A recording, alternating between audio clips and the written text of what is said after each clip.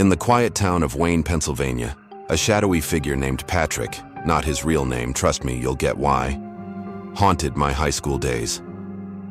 Picture this. A kid so awkward he made teachers squirm, always draped in a grimy gray hoodie. Hood up, sunglasses on, indoors. He smelled like he'd never met a washing machine, and his empty stare could freeze your blood. Patrick claimed he was a demon. Nobody bought it. We thought he was just troubled. But then things got weird. He had this creepy habit of adopting people. One day he'd point at you and say, "You're adopted," like you'd joined his secret cult. It was supposed to mean you were safe.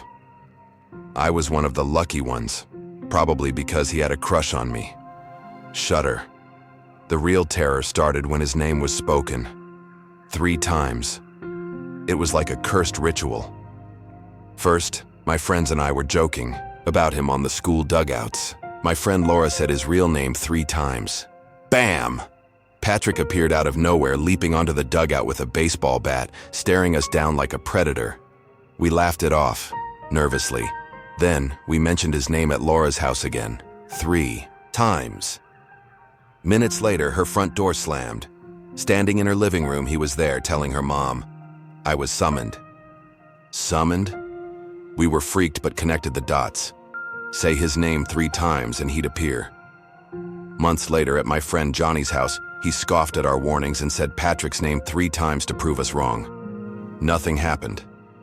At first. Then Patrick vaulted over the backyard fence, stared at us, and vanished.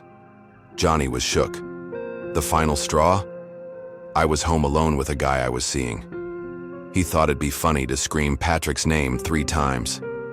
The rain outside turned into a storm. Lightning flashed. I looked out my window and saw a silhouette staring up at me in my driveway. I was 99% sure it was Patrick. I locked every door, screaming, "I'm adopted," like it'd save me. The next morning, I found his hoodie in my backyard, wrapped around my missing belongings. Patrick never showed up to school again. No one knows where he went.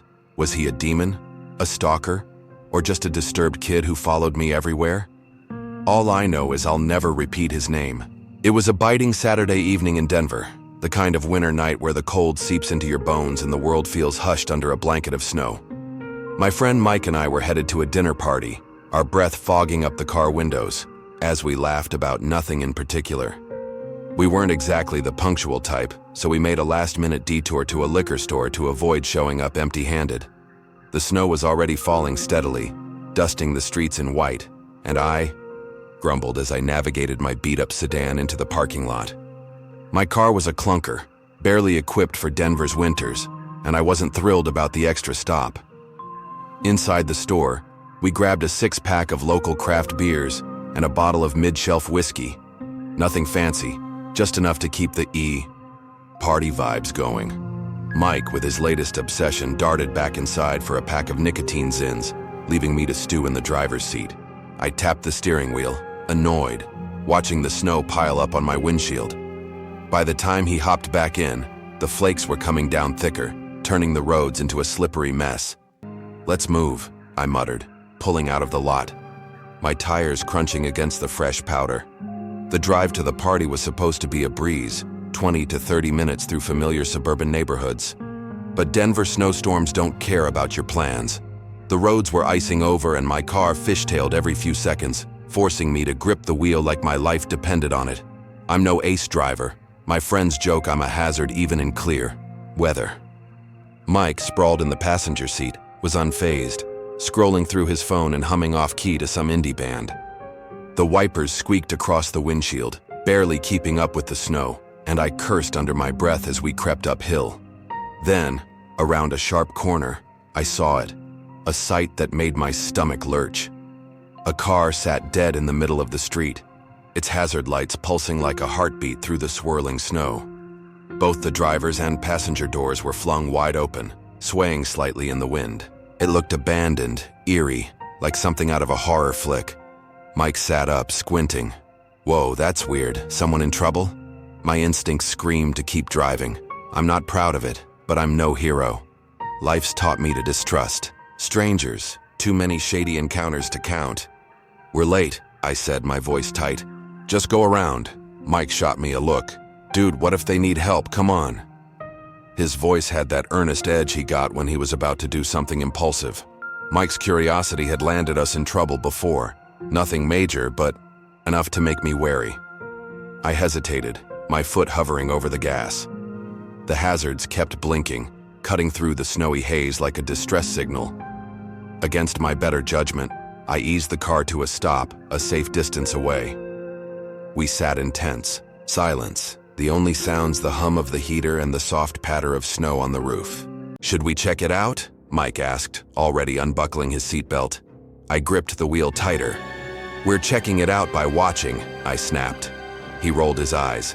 Staring through the windshield isn't helping anyone. He wasn't. Wrong, but every fiber of my being screamed to stay put. The open doors, the empty street, it felt wrong. Give it a minute, I said, my voice softer, almost pleading. Mike sighed but leaned back, humoring me. We watched the car, its hazards, casting an orange glow that danced across the snow. Nothing moved. No one appeared. The quiet was suffocating. Then, out of the corner of my eye, I caught a flicker. A dark shape darting behind a snowbank. My heart skipped. Maybe it was a trick of the light, my paranoia kicking into overdrive, but the hairs on my neck stood up. Mike, I started, but before I could finish, the car jolted. It was subtle, like something heavy shifted in the trunk or back seat. My blood ran cold. That's it, I hissed, slamming my hand on the horn. The blare shattered the silence, and Mike, who'd been leaning forward, jumped. He was halfway to the car but spun around, catching my wide-eyed panic. He sprinted back, diving into the passenger seat as I threw the car into gear and peeled out, tires spinning on the ice. What the hell, man? Mike yelled, breathless. I saw something move in that car, I said, my voice shaking. It's a trap, I'm telling you. He scoffed, wiping snow off his jacket. You got no proof. You just freaked out. I didn't care. I'm not dying for some stranger who can call 911, I shot back. The rest of the drive was icy in more ways than one. Mike sulked, arms crossed, the kind of grudge he'd hold for days. I kept my eyes on the road, heart still pounding, second-guessing myself but too stubborn to admit it. We made it to the party, shaking off the snow and the tension. The warm glow of the house, the clink of glasses, and the hum of conversation melted the unease. Hours later, after dinner and too many stories, our host flicked on the TV for a storm update. The local news was on, and my heart stopped. A breaking report described a carjacking not 2 hours earlier, just miles from where we'd been. A woman and her teenage son had stopped to help a stranded car, hazards on, doors open. 3 men ambushed them, 2 from behind a snowbank, 1 from the trunk. They held the pair at gunpoint, stole their car, and sped off with the trap vehicle. Mike and I locked eyes, the color draining from his face. That was us, I whispered. The party's chatter faded as we told everyone what happened. The mood soured, but they hung on every word, horrified yet riveted. That night changed me. I was already wary of strangers, but now I'm a fortress. I think about all the people I might have helped if not for that trap. But in that moment, my gut saved us, and I'll never ignore it again. 30 years ago, I was a 10-year-old kid spending summers at my grandparents' massive beachfront mansion. My dad had 8 siblings, so the place was always packed with aunts, uncles, and cousins. I loved it. My cousins were my best friends, and my favorite person was Uncle Joseph, a therapist and psychiatrist who always made me laugh. I trusted him more than anyone, even my parents. That summer, I started having horrific nightmares. They were vivid psychological terrors, family, members dying, being abandoned forever. One dream felt so real. I woke up, went downstairs, but no one was there. I sobbed, thinking everyone had left me. After nights of this, I confided in Uncle Joseph. He listened, scribbling in his notebook, and told me to do self-reflection. I was 10. What did that even mean? The nightmares kept coming, so he gave me a diagnosis. I was secretly angry at my parents, harboring unresolved resentment. I was confused, I loved my parents. But he was the expert, so I believed him. He told me to act out, say no, argue with my parents. I did, and it broke my heart. My parents were worried, but I was desperate to stop the nightmares. They didn't stop. They got worse. I went back to Uncle Joseph, begging for help. He hesitated, then said my brain was too mature for my body and needed to be set free. I had no idea what that meant, but it terrified me. That night, I woke up before a nightmare, a first. I lay frozen, too scared to move. Then I heard it, whispering in my ear. It was Uncle Joseph. I screamed, and he bolted out of my room. I ran to my parents and spilled everything. My dad confronted him, and a fight broke out. Dad grabbed Uncle Joseph's satchel and found something sickening. Pages of notes and articles about inducing nightmares, experiments, and techniques.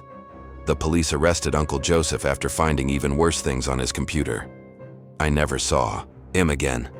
My parents don't talk about it. I blame myself for trusting him, but I was just a kid. Whatever he was planning, I'm just glad I woke up that night.